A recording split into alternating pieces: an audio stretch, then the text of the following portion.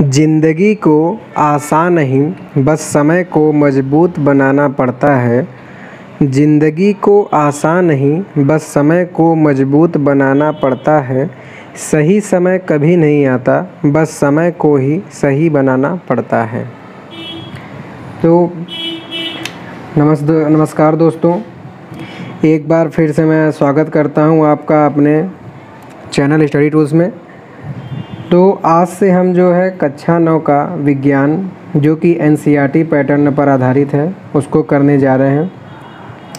और मैं ये आशा करता हूँ कि जैसा कि आप लोगों ने गणित पे अपना प्यार दिखाया है, अपना सहयोग दिया है, उसी तरीके से आप विज्ञान में भी सहयोग करेंगे। तो इसको अब हम शुरू करते हैं। और जैसा कि हमारा पहला चैप्टर है हमारे हमारे आसपास के पदार्थ, उसी से हम शुरू करेंगे जो कि हमारा चैप्टर 1 है, पाठ 1। हमारे आसपास के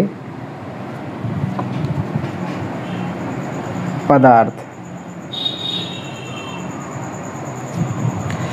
तो फ्रेंड्स, जैसा कि चैप्टर के नाम में दिया हुआ है कि हमें इसमें अपने आसपास के जो भी पदार्थ हैं उनके बारे में अध्ययन करना है।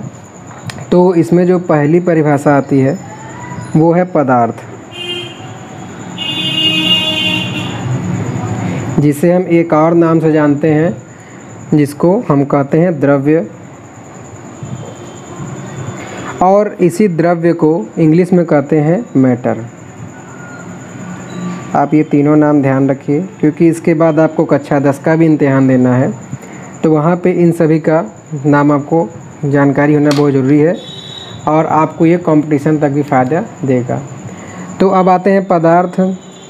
तो जैसा कि हमारे सामने जो ये ब्रह्मांड, जो घर, संसार, ब्रह्मांड जो भी देख रहे हैं, ये सभी जो है पदार्थ से ही बना हुआ है। जैसे ये पेन है तो ये भी किसी एक मटेरियल से ही बना हुआ है जिसको हम मैटर कहते हैं। तो इसको हमें परिभाषा के रूप में लिखना है। तो पहले मैं परिभाषा लिखते जा रहा हूँ और आपको समझाते जा रहा हूँ। तो परिभाषा क्या हो जाएगा कि हमारे आसपास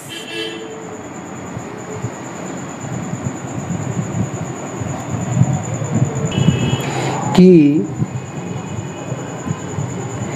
प्रत्येक वस्तु, हमारे आसपास की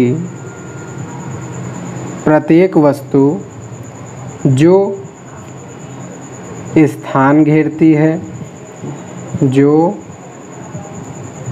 स्थान घेरती है और जिसमें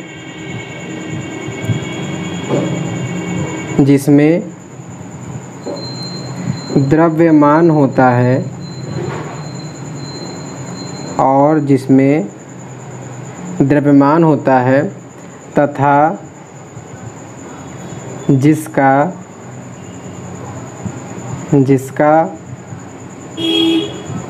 अनुभव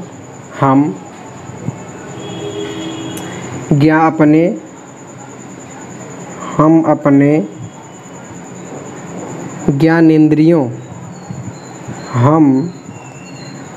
ज्ञानेंद्रियों द्वारा कर सकते हैं। अपने ज्ञानेंद्रियों द्वारा कर सकते हैं पदार्थ कहलाते हैं।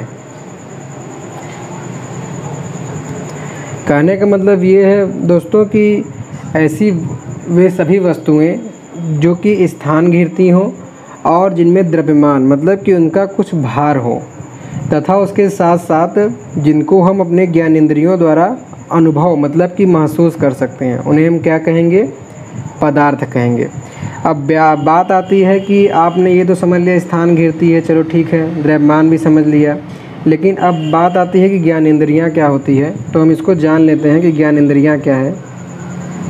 ज्ञानेंद्रियाँ जो है ये ईश्वर ने सभी जीव जंतुओं और मनुष्यों को चीज़ों को पहचानने के लिए बनाया हुआ है।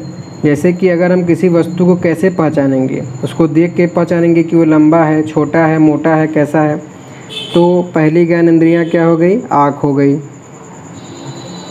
अब उसको हम देख के पहचाने या फिर सुन के पहचाने तो दूसरी क्या हो गई, कान हो गई।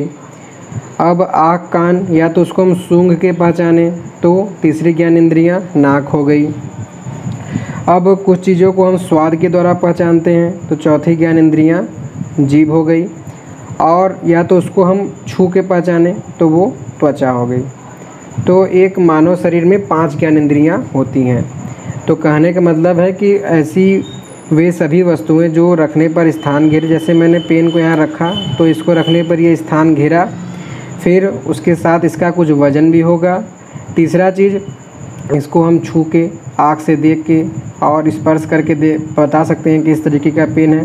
तो ये तीनों गुण जो है ये इस पेन पे फॉलो हो रहा है, तो इसको हम क्या कहेंगे कि ये एक पदार्थ है, मतलब कि ये पेन का पदार्थ है। तो अब जैसा कि हमारे आसपास का लिया है हमने, तो इसका हम उदाहरण भी जो लिखेंगे वो आसपास का ही ले लेते हैं। तो उदाहरण में मान लेते हैं जैसे कि मेज, लकड़ी और पानी। उदाहरण तो पूरा ब्रह्मांड में बहुत है, लेकिन क्योंकि हमने आसपास लिखा है और हमारे सिलेबस के आधार पे, तो हम इन तीनों को उदाहरण मान सकते हैं और आगे लिख देंगे आदि। तो यहाँ तक तो ये होगी पदार्थ की परिभाषा। अब उसके बाद हमने ये तो बता दिया कि हम पदार्थ को कैसे पता करेंगे क्या है, लेकिन ये पदार्थ किन चीज़ों से मिलकर बना हुआ है। जैसे मेज़ जो है ये तो लकड़ी से बना हुआ है, और लकड़ी भी जो है लकड़ी के सामान से ही बना है। पानी पानी से मिलकर बना हुआ है। तो उसी तरीके से सभी पदार्थ जो अलग अलग चीज़ से बने हुए हैं, तो उनको हम एक परिभाषा के रूप में कैसे लिखेंगे, तो उसके बारे में बात करेंगे, जो कि है पदार्थ का भौतिक स्वरूप। तो उसको देखते हैं। तो जैसा कि जो पदार्थ है वो हमारा प्रकृति में ही है, ठीक है। अब प्रकृति में जिन चीज़ों को हम देख सकते हैं, महसूस कर सकते हैं, उनको हम भौतिक कहते हैं। तो इसलिए इसको हम कहेंगे पदार्थ का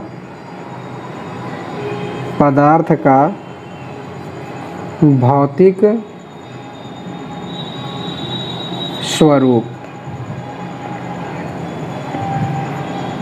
और इंग्लिश में जिसको हम लिख सकते हैं फिजिकल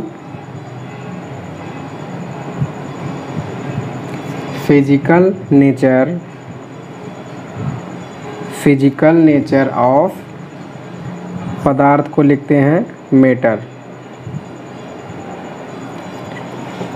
तो पदार्थ का स्वरूप कैसा होना चाहिए, मतलब प्रकृति में जो भी पदार्थ हैं उनका स्वरूप कैसा होना चाहिए। तो जो ये पदार्थ होता है, ये पदार्थ पहली बात होता है कि किस चीज़ से मिल के बना होगा, तभी ना हम बताएंगे कि ये इसका स्वरूप कैसा है। तो इसको हम कहेंगे कि पदार्थ कणों से मिलकर बना है। पदार्थ कणों से मिलकर बना है, क्योंकि कोई भी पदार्थ होगा तो वह एक सबसे छोटे चीज़ से मिलकर बना होगा, और उसी छोटे चीज़ को हम क्या कहते हैं, कण। जैसे कि अगर हम उदाहरण जल का लें तो जल बूंद से बनी है, और बूंद उससे भी एक छोटे से जल के पार्ट से बना होता है, जिसको हम कण कहते हैं। उसी तरीके से लकड़ी का मेज़ ले लें तो लकड़ी को अगर हम और महीन करेंगे तो बुरादा हो जाएगा, जिसको हम लकड़ी का बुरादा कहते हैं। और वो बुरादा जिस चीज़ से बना होगा उसको हम क्या कहेंगे, कण। तो ये सभी चीज़ पदार्थ हैं।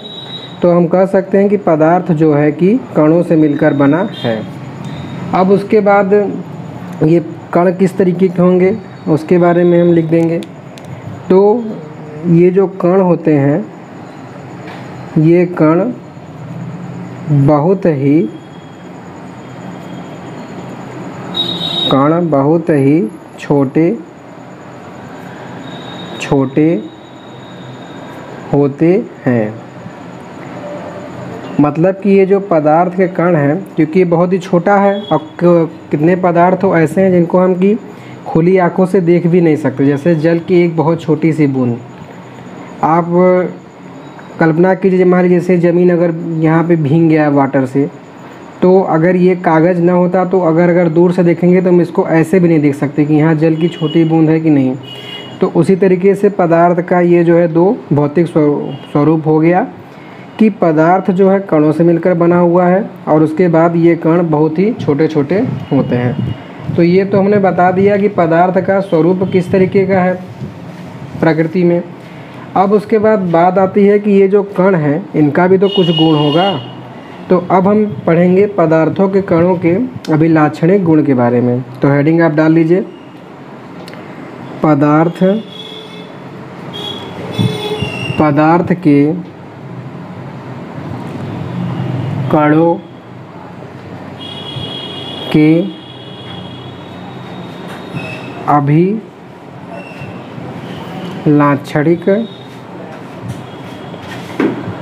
अभिलाक्षणिक गुण, जिसको इंग्लिश में हम लिख सकते हैं characteristic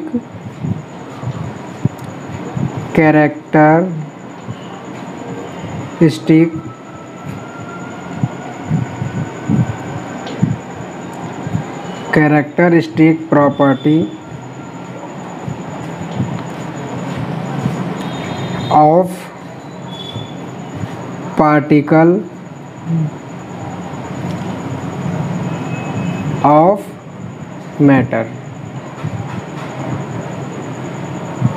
characteristic property of particle of matter मतलब कि अब जो हम पदार्थ के कणों के बारे में पदार्थ के स्वरूप में हमने बताया है, भौतिक स्वरूप में बताया है।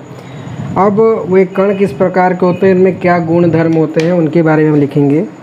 तो इसको लिख लीजिए कि कणों के निम्न गुण हैं। मतलब कि पदार्थ के जो कण हैं उनके निम्न गुण हैं। तो पहला गुण लिखते हैं कि पदार्थ के कणों के बीच रिक्त स्थान होता है। मतलब कि पदार्थ जिन चीज़ों से मिलकर बना हुआ है, पदार्थ के कणों के बीच रिक्त स्थान होता है। मतलब कि जो ये पदार्थ जिन चीज़ों से मिलके बना हुआ है उन सभी के बीच में जो है रिक्त स्थान होता है। जैसे आपने कभी देखा होगा कि अगर हम गिलास में पानी इतनी मात्रा में लेते हैं और इसमें अगर हम नमक, जो कि हम खाना बनाने में प्रयोग करते हैं, वो अगर इसमें मिला देते हैं तो वो इतने ही लेवल में मिल जाता है, अब पानी इसके ऊपर नहीं बढ़ता।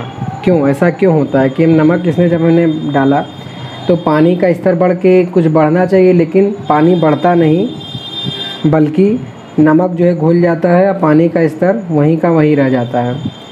तो ऐसा इसलिए होता है क्योंकि पदार्थ का जो कण है, मतलब कि जल के जो कण हैं, उनके बीच बीच में कुछ रिक्त स्थान होता है और ये नमक जाके इन्हीं रिक्त स्थानों में बैठ जाता है। यही कारण है कि हम इसे कहते हैं कि उसमें घुल जाता है। तो इससे ये प्रॉपर्टी सिद्ध होती है कि पदार्थ के जो कणों के बीच रिक्त स्थान होता है। तो अब आते हैं दूसरे गुण पे। तो दूसरा गुण क्या हो जाएगा कि पदार्थ के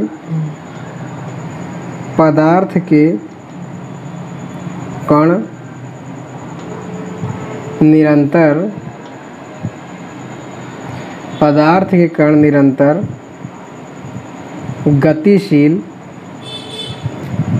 होते हैं।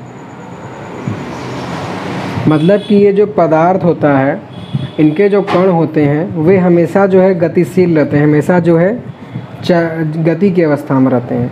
ठीक है, क्यों, जैसा कि अगर आप उदाहरण लें तो ये जल के जो कण होते हैं, अगर यहाँ पे हम कहीं से इसको लीकेज कर देते हैं तो तुरंत पानी यहाँ से बाहर गिर जाएगा। ठीक है, ये नहीं है कि अगर पानी अगर इतने मात्रा में रह गया तो उसी जगह रहेगा।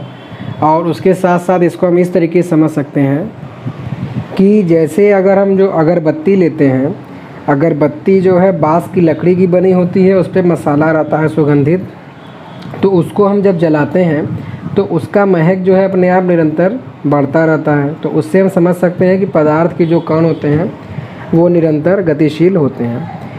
और अगर समझे तो मान लीजिए जैसे बीकर है या गिलास में पानी रखा है, अगर उसमें अगर हम कोई रंग डाल देते हैं तो रंग फैलने लगता है, ठीक है, मतलब कि जल के कणों में फैलने लगता है।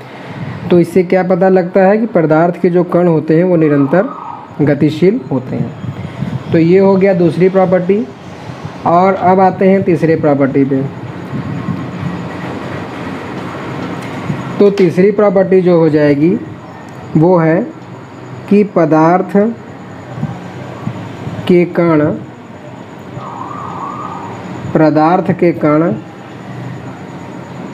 एक दूसरे को आकर्षित करते हैं।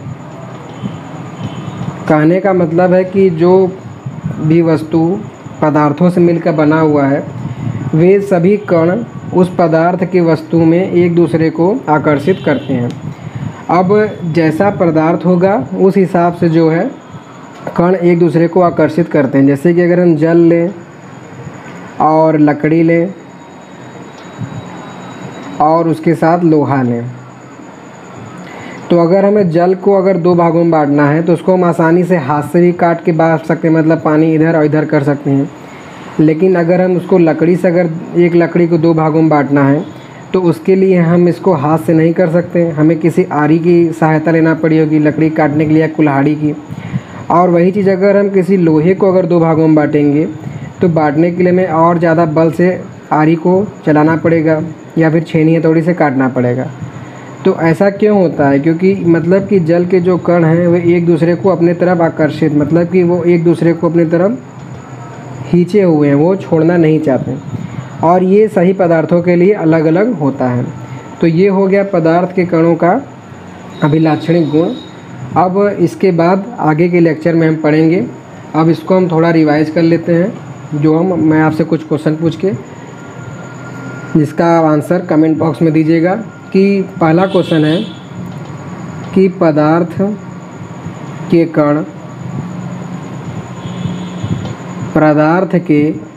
कणों का आकार कैसा होता है? मतलब कि ये जो पदार्थ के कण हैं उनके कणों का आकार कैसा होता है, ये आपको बताना है। दूसरा क्वेश्चन है कि पदार्थ के कणों का आकार पदार्थ के कणों का दो अभिलाक्षणिक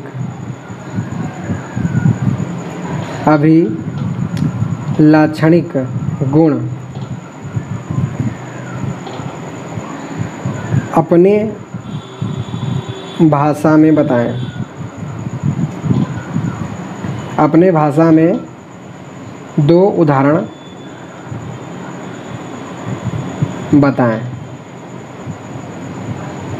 मतलब कि जो मैंने आपको ये अभिलाक्षणिक गुण बताया है तो उससे मिलता जुलता कोई दो भौतिक स्वरूप वाला उदाहरण आप बताइए, ठीक है। जैसे मैंने जल, लकड़ी, लोहा बताया तो उसी तरीके से आप कोई दो उदाहरण बताइए। अब तीसरा क्वेश्चन जो है कि 3 ज्ञानेंद्रियों के नाम बताइए। तो ये तीनों क्वेश्चन का आंसर आपको कमेंट बॉक्स में देना है। और अगर आपने इस लेक्चर को अच्छे से देखा होगा तो आपको तीनों ही क्वेश्चन में कोई दिक्कत नहीं आएगा। तो फ्रेंड्स, आशा करता हूँ कि आज का लेक्चर आपको अच्छा लगा होगा। तो प्लीज़ वीडियो को लाइक, शेयर और कैसा आपको लगा पढ़ के कमेंट बॉक्स में ज़रूर बताइएगा। So thanks for watching.